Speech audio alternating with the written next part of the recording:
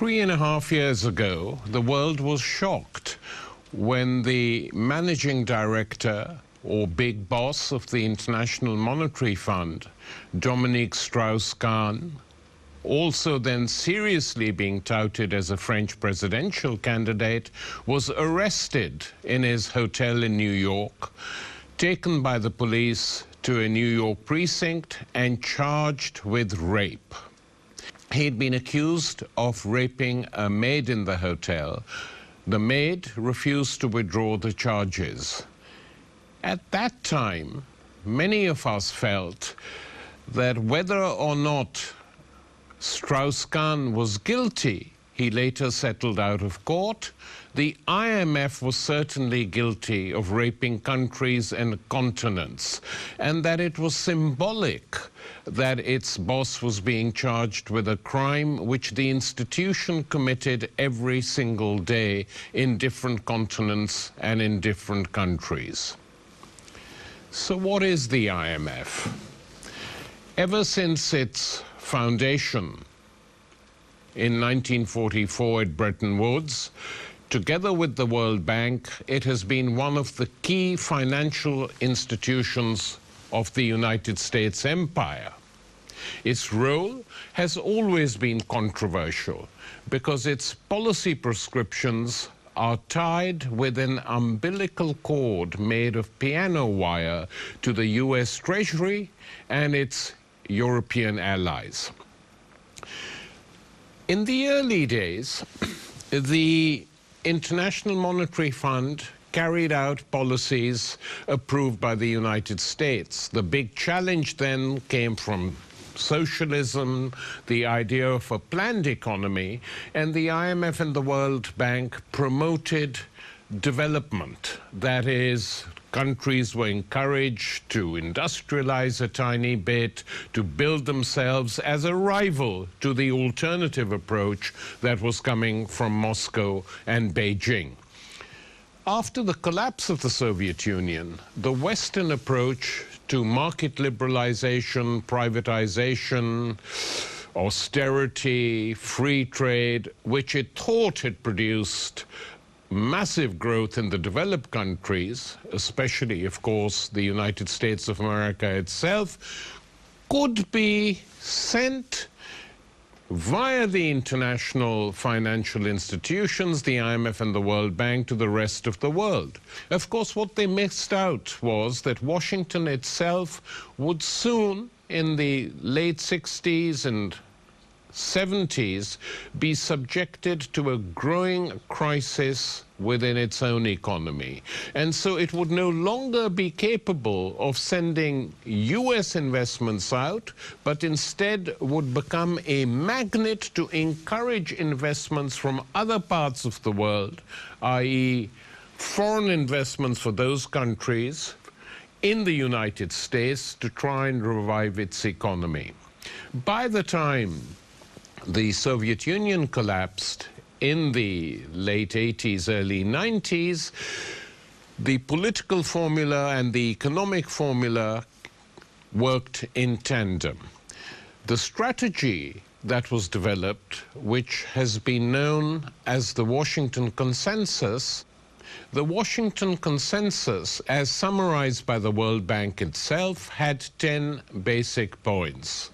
These constituted what is in reality the charter of market fundamentalism. Strong fiscal discipline, i.e., massive reduction in government spending. Redirection of public spending towards education, health, and infrastructure. Tax reform, i.e. broadening the tax base so the poor paid more, and cutting tax rates essentially for the rich. Market-determined interest rates, competitive exchange rates, trade liberalization, that is, eliminating quotas and tariffs, i.e. reducing the economic sovereignty of large parts of the world, and then, of course, opening up these countries to foreign direct investment, privatizing state enterprises like railways, like health, etc., deregulation on a large scale. And what this meant effectively was that countries began to suffer and people began to get more and more upset. Politicians who'd made their names by opposing these policies suddenly committed a big change around and began to implement them. And the result effectively was disastrous. Let's talk about Africa. This was a continent which had always had a shortage of labor. Many reasons for this. One, the population of Africa as a continent was always very low, given the size of the continent, compared to, say, for instance, Asia. The reasons for this were varied. One was the large number of people who had been taken out of the continent during the decades of slavery, which had completely wrecked the population patterns already low. So that the early changes that took place in Africa, most African countries after independence, were not so different to changes taking place in other parts of the world. With this big difference, that whereas the United States gave a lot of help and money to countries on the borders of China, like Japan, like South Korea, like Taiwan, they were allowed to do anything, Africa was more or less starved. And this developed into a huge crisis in sub-Saharan Africa when natural disasters struck. Now, there were two problems here. One, the policies being promoted at that time by the World Bank and the IMF did not help to alleviate the growing poverty in that continent, even in the early days of development. The second factor, which cannot be abstracted from the situation, is that local elites, politicians, bankers, business people collaborated fully with the international financial institutions, and they got rich themselves, their families got rich. And a related problem was the fact that one of the keys to success in Africa was to de-tribalize the countryside. As African specialists like Mahmoud Mamdani have long argued, concentrating simply in the urban areas concentrated wealth in the hands of very few and left the countryside effectively tribalized so it could be ruled better by the elites, as it had been prior to them by various empires, essentially the British Empire, but also the French and the Germans for a certain period. So there were lots of consequences for Africa, which were the result of many things. The IMF entry into the continent in the 80s and 90s basically destroyed the social infrastructure of many African countries. Viruses, diseases, later famines led to a large growth in migration, people trying to get out of these countries. This was followed by wars. And in these crises, not having a social infrastructure makes things worse, not better. But Africa is a complicated and complex story. If we move from that continent to something that is more recent and clear, then we can see what happened in Latin America. If you look at two key developments in South America, one Venezuela and the second Argentina, in both of these the International Monetary Fund and local elites were heavily involved. Let us start with the famous Caracazo that erupted in Caracas and its suburbs. The Caracazo was the huge uprising of the poor against the demands of the IMF, the so-called structural adjustment program, promising the government $4.5 billion in loans, provided they carried out the measures being insisted on by the International Monetary Fund. What were these measures? Reduction in subsidies, transport subsidies, education subsidies. And the poor reacted very strongly. For 3 days, Caracas and its environs were taken over by angry people. 10 days prior to the Caracazo, the president, Perez, had caved in abjectly, going back on promises that he had made before to his own people, for which reason he had been elected. He agreed to implement all the measures demanded by the IMF. And these so-called reforms effectively wrecked his own political career and created a completely new situation in the country. The IMF was not singling out Venezuela for special treatment. This was a policy implemented across the globe, with the exception of the United States, without fear of its victims and with the favor and support of the elite networks that were always the principal beneficiaries. In those early days of neoliberal restructuring, the rhetoric deployed by its pioneers utilized words like progress, trickle-down, modernization, reform, and occasionally even revolution, in order to mask the destruction of the real progress that had been achieved in some areas of everyday life and for a significant minority during the 20th century. To their enormous credit, the poor of Venezuela, without the benefit of advice from renegade intellectuals to the effect that this was a new hegemonic project and as such unchallengeable, understood instinctively what all this was really about. They lost little time in organizing a show of strength against the new government that they had hitherto regarded as their own. They felt betrayed. And, as is often the case in these crises, the people in the streets demonstrated that they were made of sterner stuff and were far more clear-eyed than their political leaders.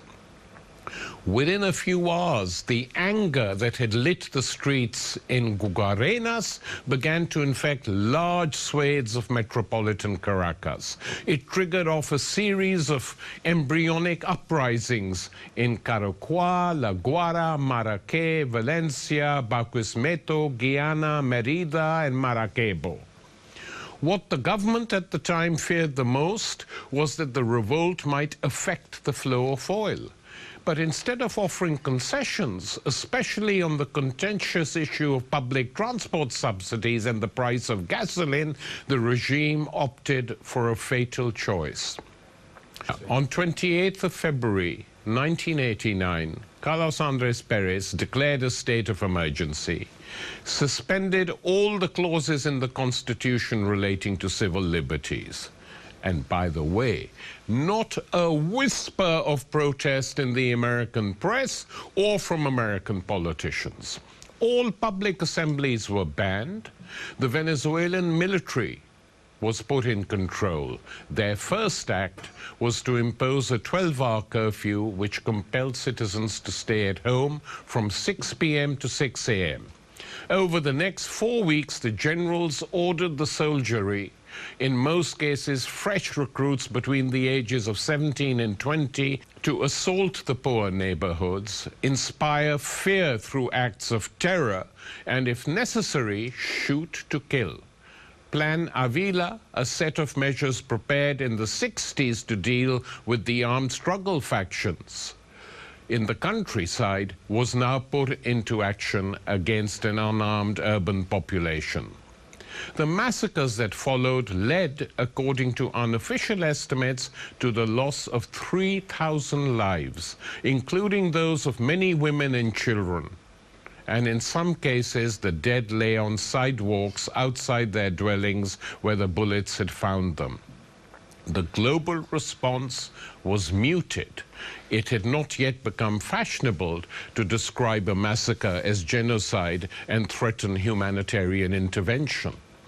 How could a massacre carried out to further the cause of neoliberal capitalism be anything more than conservative rioters resisting reforms firmly dealt with to preserve law and order? The government admitted to only 276 dead without providing any figures for injured or disappeared. Two NGOs that carried out investigations on the spot, as well as international experts, agreed that most of the deaths were due to indiscriminate fire by agents of the Venezuelan state, while others resulted from extrajudicial executions. They also agreed that the members of the armed forces opened fire against crowds and against homes, which caused the death of many children and innocent people who were not taking part in any acts whatsoever. It was this that created unrest inside the army.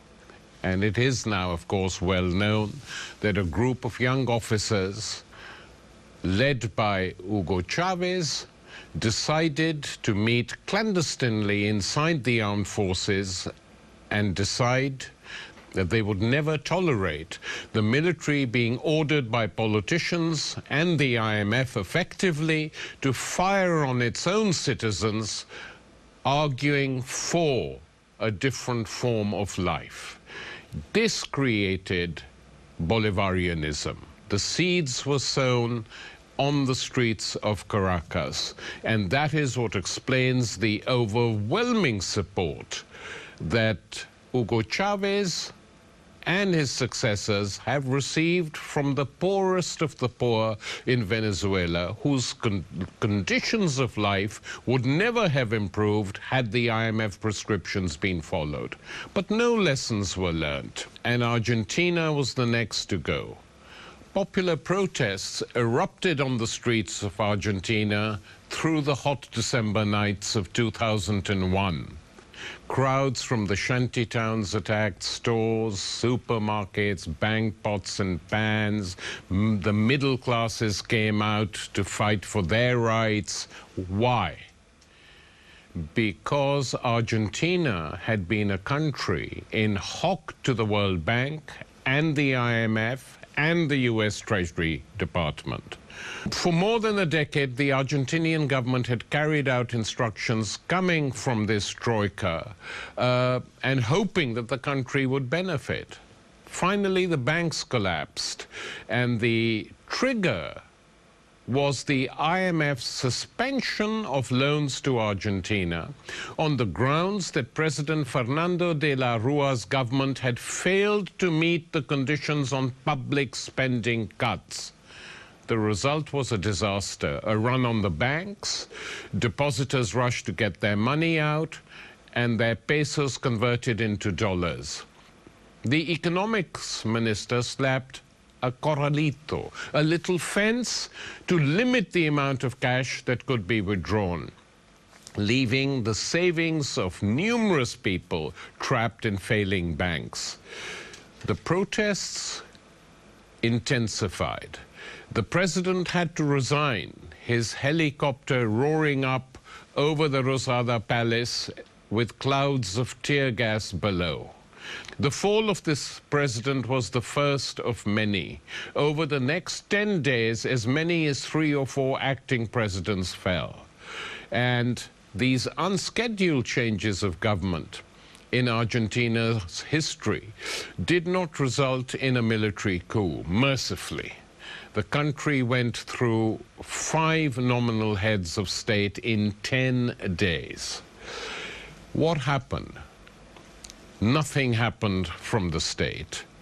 The people took over. Popular assemblies in different parts of the country.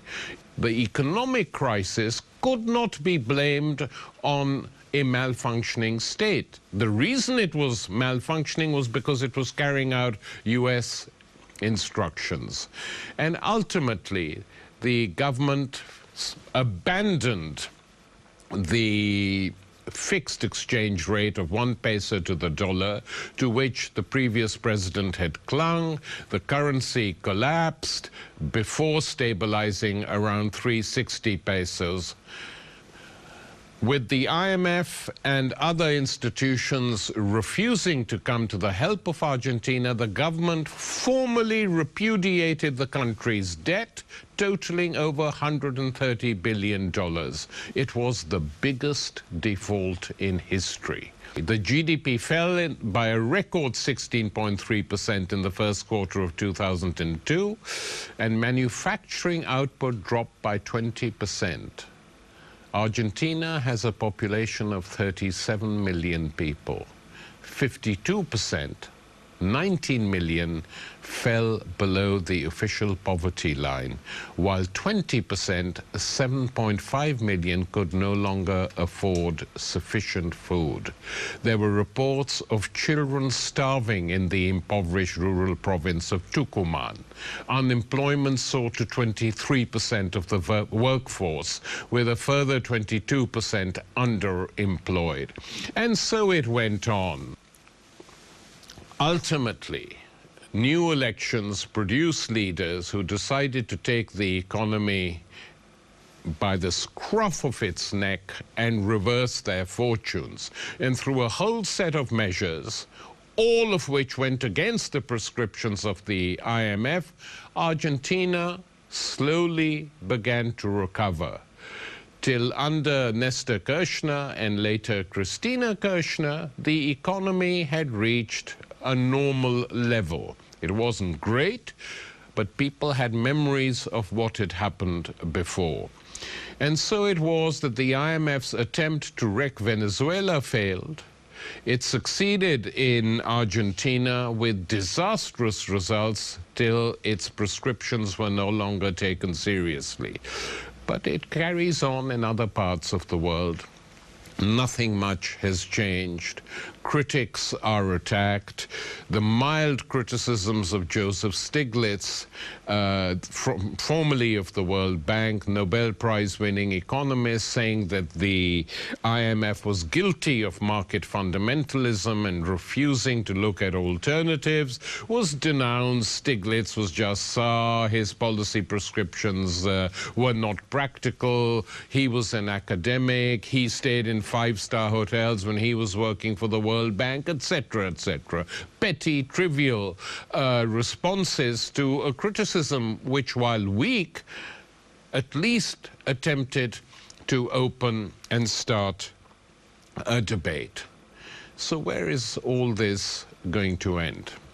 The fact is that, possibly with the exception of China, the only country that appears to have benefited unambiguously from the trend towards open markets, privatization, deregulation worldwide is the United States, where a huge inflow of capital has helped allow Americans to spend more than they save and to import more than they export. The trend of globalization is that surplus capital moves away from the peripheral countries to the center, which is the United States. This was the opinion of George Soros in 2002.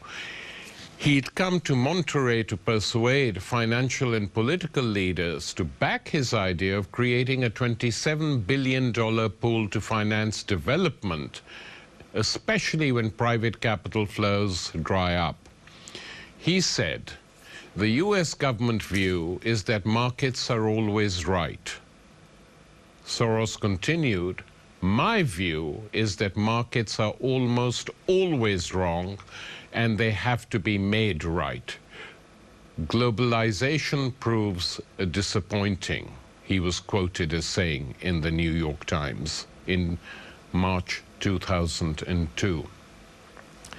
A second and in part related reason for the crisis of the development project was that economic growth was doing little to alleviate poverty in the third world.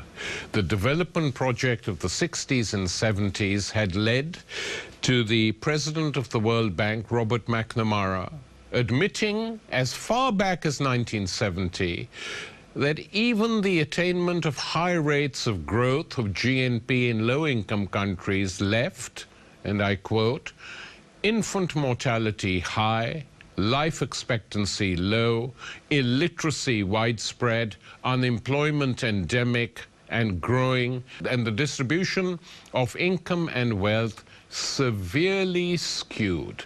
These were the words of Robert McNamara.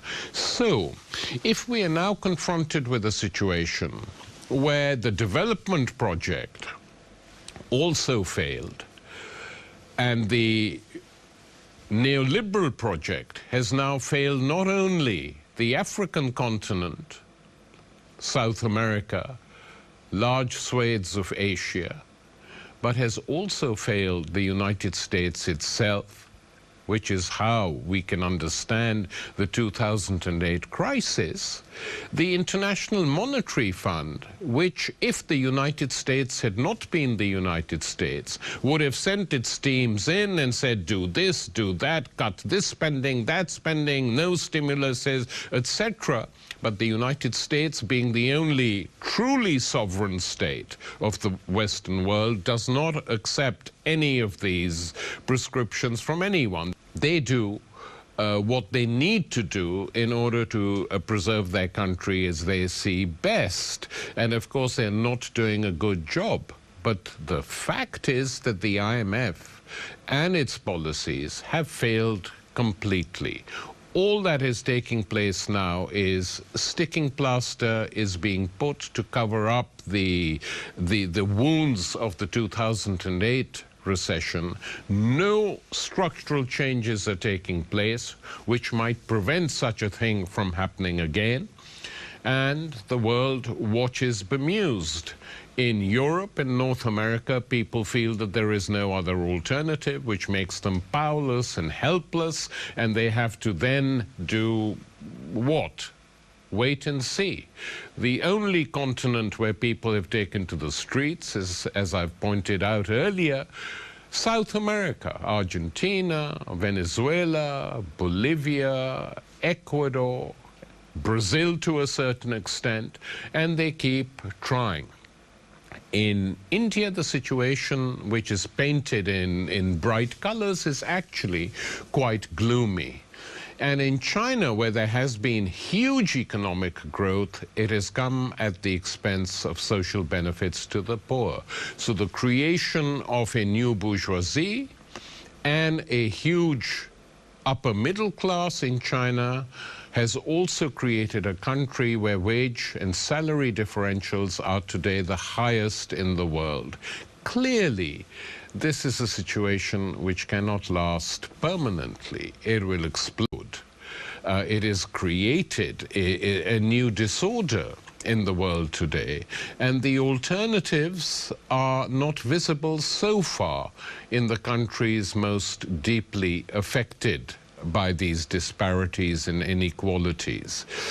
They will come, alternatives, and they will come in different ways in different countries.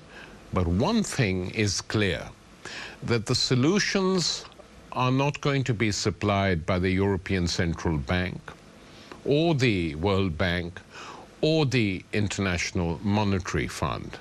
And by the way, a word of warning, the successor to Dominique Strauss-Kahn was Christine Lagarde, a conservative member of Sarkozy's cabinet in France, who was immediately sent to Washington, D.C. to replace him. But she is also currently being investigated for some degree of involvement in a huge bribery and corruption scandal. Fingers crossed.